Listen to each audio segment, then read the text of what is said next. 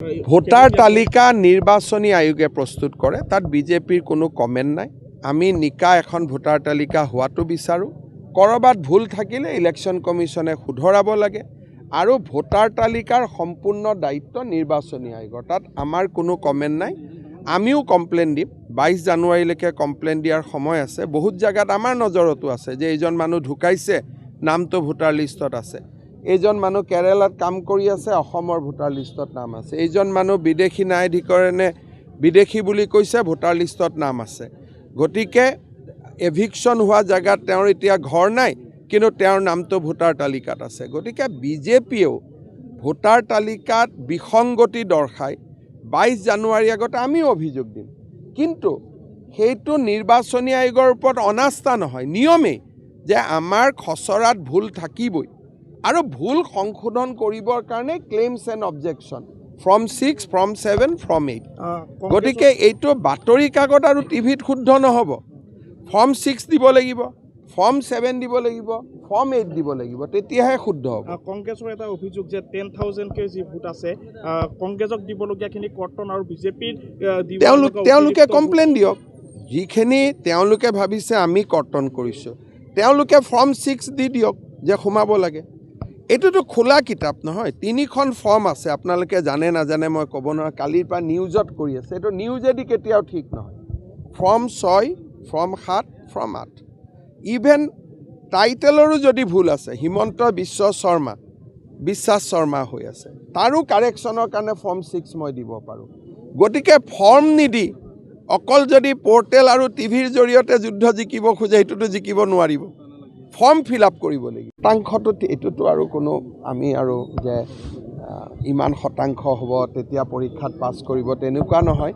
শতাংশটো ইলেকশ্যনৰ ticket declare কৰাৰ পিছত সেই কামটো আপোনালোকে কৰিব, কিমান শতাংশ হিচাপ উলিয়াব, বা আমাৰ প্ৰেছ কনফাৰেন্সত আমি ক'ম যে ইমান শতাংশ মহিলাই পালে। কিন্তু আগতে শতাংশ ঠিক কৰি টিকেট কেনেকৈ হ'ব, হয় না? আগতেতো শতাংশ কোনেও ঠিক নকৰে। পিছত যেতিয়া হৈ গ'ল তেতিয়া আমি কেইজন পালে যুৱক, বোলে 12জন, তেতিয়া আমি আপোনালোকক ক'ম যে 12%। গতিকে সেই কামটো পাৰ্লিয়ামেণ্টাৰী কমিটিৰ মিটিঙৰ পিছতহে কৰিব পৰা যাব। আসন বুজাবুজি এজিপিৰ লগত দিলীপ শইকীয়া ডাঙৰীয়াই ইতিমধ্যে কথা পাতি আছে আৰু আমাৰ 2-এজন মন্ত্ৰীয়েও কথা পাতি আছে। গতিকে মই ভাবোঁ যে ফেব্ৰুৱাৰীৰ 15 তাৰিখৰ আগতে যদি ইলেকশ্যন 27 ফেব্ৰুৱাৰীত হয়, আমিতো টিকট কৰিবই লাগিব বিজেপিৰ। গতিকে মই ভাবোঁ 15 ফেব্ৰুৱাৰী লগভগ হৈ যাব। বড়োলেণ্ডতো আমি কথা বতৰা পাতি আছোঁ, ৰাভাৰ লগতো প্ৰায় কথা বতৰা আমাৰ হৈ আছে, মিচিঙৰ লগতো গণশক্তিৰ লগতো আমাৰ প্ৰায় ফাইনেলে হৈ আছে। গতিকে মই নাভাবোঁ যে টিকেটৰ কাৰণে আমাৰ বহুত বেছি আছে। আমাৰ অনানুষ্ঠানিক পৰ্যায়ত আলোচনাবিলাক চলি আছে অলৰেডি। মহিলা ভাল পাৰ্চেণ্টেজৰ মহিলা আমি দিব লাগিব। প্ৰধানমন্ত্ৰীয়ে বিচাৰে যে মহিলাই অগ্ৰাধিকাৰ পাব লাগে। জিকাৰ জাগাত আমি মহিলাক দিম। যদি 50-50 হয়, এজন পুৰুষেও 50% জিকিব, মহিলাও 50% জিকিব, তেতিয়া আমি মহিলাগৰাকীক অগ্ৰাধিকাৰ দিম। কিন্তু মহিলাগৰাকীক দিলোঁ, তেওঁ নিজিকে, ৰাইজে নাজানে, তেতিয়া অকল মহিলা বুলি দিলে আমি ইলেকশ্যনত হাৰি যাম। সেইকাৰণে আমি য'ত উইনেবিলিটি আছে তাত মহিলাক অগ্ৰাধিকাৰ দিম, য'ত উইনেবিলিটি নাই তাত আমি উইনেবিলিটি থকাজনক আমি অগ্ৰাধিকাৰ দিম। 2029 চনত যি পাৰ্লিয়ামেণ্ট ইলেকশ্যন হ'ব তাত 30% মহিলাৰ ৰিজাৰ্ভেশ্যন থাকিব।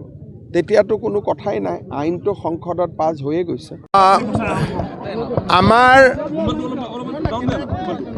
ভাৰতীয় জনতা পাৰ্টীয়ে 26ৰ নিৰ্বাচনৰ বাবে ইতিমধ্যে বিভিন্ন প্ৰকাৰে সাজু হৈছে। আজি 5 জানুৱাৰী আজিৰ পৰা আমি ৱাল লিখন বা দেৱালত বিজেপিৰ প্ৰতীক চিহ্ন অংকন এই কাৰ্যসূচী আমি আৰম্ভ কৰিছোঁ। আজি ৰাজ্যিক সভাপতি দিলীপ শইকীয়া, আমাৰ ইলেকশ্যন মেনেজমেণ্ট কমিটিৰ আহ্বায়ক প্ৰদান বৰুৱা আৰু মই, আমাৰ দিছপুৰ বিধানসভা সমষ্টিৰ বিধায়ক অতুল বৰা, আমি সকলোৱে আজি ৱালত অংকন কৰি এই কাৰ্যসূচী আৰম্ভ কৰিলোঁ। গোটেই অসমতে আজি আমাৰ দলৰ কাৰ্যকৰ্তাসকলে এই অভিযানৰ একেলগে আৰম্ভ কৰিছে আৰু আমি নিৰ্দিষ্ট সময়ৰ ভিতৰত এই ৱাল লিখন আমি কমপ্লিট কৰিম। কেনেধৰণৰ বাৰ্তাৰে এনেকুৱা মেছেজ চাওক, প্ৰথম কথা, আমি যাৰ ৱালত আঁকিম সেই ৱালৰ গৰাকীৰ আমি প্ৰথম অনুমতি ল'ম। এটা আমাৰ জনসংযোগ হ'ব, প্ৰথম গৰাকীৰ আমি অনুমতি ল'ম আৰু গৰাকীৰ অনুমতি লৈ কাৰ্যকৰ্তাসকলে পদুম ফুল বা কমল অংকন কৰিব। ই এটা আমাৰ গণসংযোগো হ'ব আৰু এটা আমাৰ প্ৰচাৰ অভিযানো হ'ব। দুইটা কাম একেলগে আমি কৰিব পাৰিম। আমাৰ যিখিনি যি কাম আমি যোৱা 5 বছৰ যোৱা 10 বছৰে কৰি আছোঁ তাক আমি আৰু এমফেচিছ দিছোঁ, যেনেকৈ অসমৰ সুৰক্ষা বিজেপিৰ প্ৰতিজ্ঞা।